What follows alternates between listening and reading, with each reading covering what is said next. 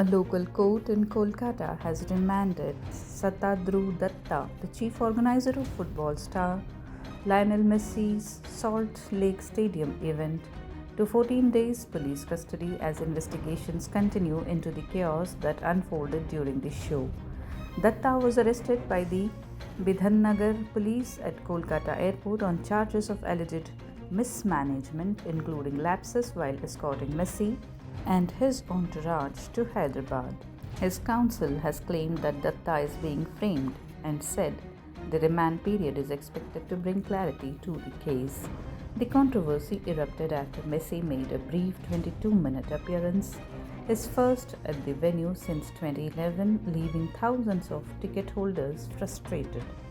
Many spectators who had travelled from across the country and paid high ticket prices were unable to see the football icon. The event witnessed security breaches and incidents of violence, prompting police to probe how banned items, including bottled water, were allegedly sold inside the stadium despite restrictions.